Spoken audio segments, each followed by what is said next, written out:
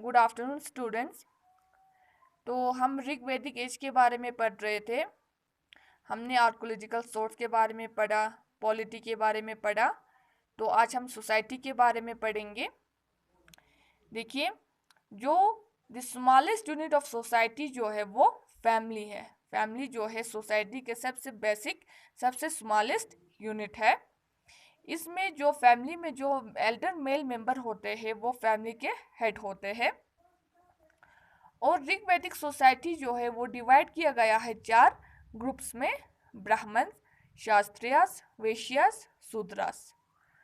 और ये जो है उनको डिवाइड किया गया है 4, मतलब ये डिवीजन जो है on the basis of occupation, उनके ऑक्यूपेशन पे डिवाइड किया गया है।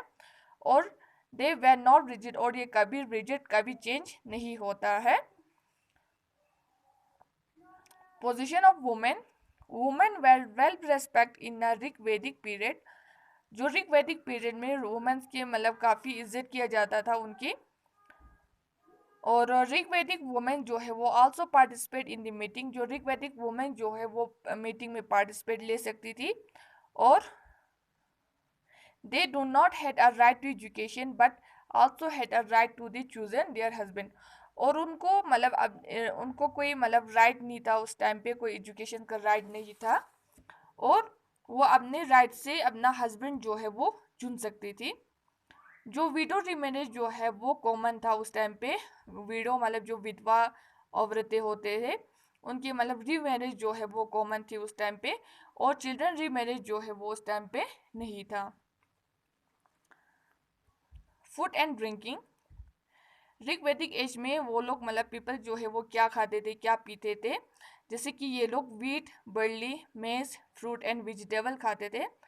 और ग्रेन्स को मतलब टर्न करते थे फ्लोर में, फिर उसको मिक्स करते थे मिल्क के साथ, बटर के साथ, फिर उसके बाद खाते थे। और मीट भी उस टाइम पे खाते थे। जो सोमा एंड सोरा जो है मतलब 2 ड्रिंक का नाम है। ये क्या होता है, मतलब एक नशीली ड्रिंक होते थे। तो उस टाइम पे ये लोग ज़्यादातर इसी ड्रिंक को कंज्यूम करते थे। सोमा एंड सोरा जो मतलब नशीली ड्रिंक होते थे, तो ये लोग यही ड्रिंक जो है कंज्यूम करते थे।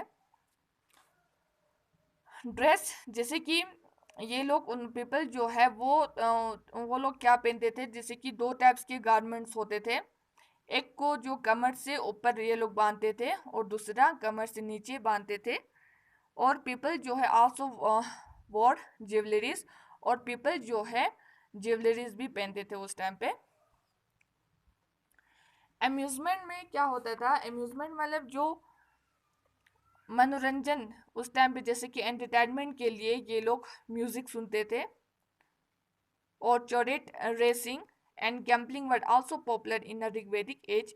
ऋग वैदिक एज में जो चॉरेट रेस मतलब जो घोड़े पर सवार होकर जो रेस लगाते थे वो काफ़ी कॉमन था उस टाइम पे। और गैम्बलिंग, जो जुआ भी खेलते थे, काफ़ी पॉपुलर था जुआ ऋग वैदिक एज में। और ये लोग मतलब अपने एंटरटेनमेंट के लिए जैसे कि म्यूज़िक भी सुनते थे, और घोड़े पर सवार होकर ये लोग रेस भी करते थे, और जुआ भी खेलते थे उस टाइम पे ऋग वैदिक एज में। रिलीजन, रिलीजन में people worship force of nature. People जो है वो ज़्यादातर नेचर के पूजा करते थे। They believe that the crystal bodies were the god and worship them from the human welfare. They worship the sun, sky, dawn, wind and fire etc. और ये लोग मतलब ज़्यादातर नेचर्स की पूजा करते थे, जैसे कि सन्स की भी पूजा करते थे, सन की पूजा करते थे, स्काई की पूजा करते थे, ड्रॉन, विंड, फायर, इन सारी चीज़ों की ये लोग पूजा करते थे। और Indira is the God of the rain and thunder. Thunder were also most important Rig वैदिक गॉड। और इंद्रा जो है उनका मतलब सबसे इम्पोर्टेंट गॉड था। ये लोग गॉड ऑफ द रेन मानते थे उसको, इंद्रा को। सम ऑफ द प्रोमिनेंट, कुछ मतलब इम्पोर्टेंट, उसके बाद जो इम्पोर्टेंट उनका जो गॉड जो है, जैसे कि जो ऋग वैदिक पीरियड में क्या था, सूर्य। सूर्य ये लोग सन गॉड को कहते थे, सन को सूर्य कहते थे, सन गॉड कहते थे उसको। अच्छा, अग्नि, जो फेयर गोट को अग्नि कहते थे। Varuna, Varuna the water god, water god को वरुणा भी वरुणा कहते थे। और जो अर्थ गोट को पृथ्वी कहते थे। और उषा द मॉर्निंग गोट को कहते थे। There is no evidence of any temple structure or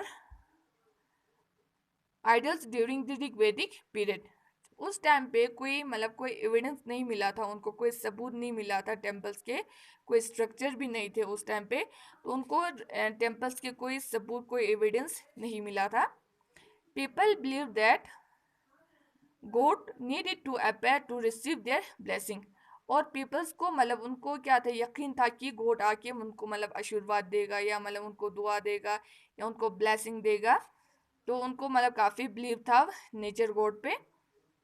sacrifice दस become a common ritual during the Rigvedic period.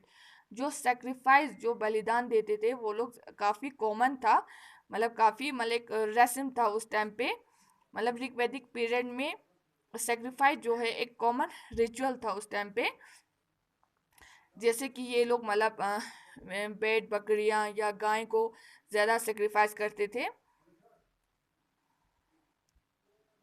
हेम्स where संग इन अ प्रेज ऑफ गॉड। और ये लोग ज़्यादातर मतलब जो भजन गाते थे, मतलब पूजा करते थे, जो ऑफरिंग जैसे कि प्रेयर करने के वक्त ये लोग पूजा करते थे। हेम्स मतलब जो भजन होते थे वो लोग गाते थे, भजन गाते थे।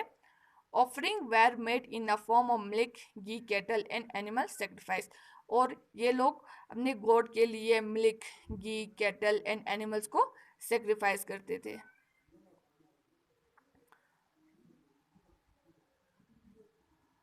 तो आज का टॉपिक हमारा यही तक था। अल्लाह हाफिज़।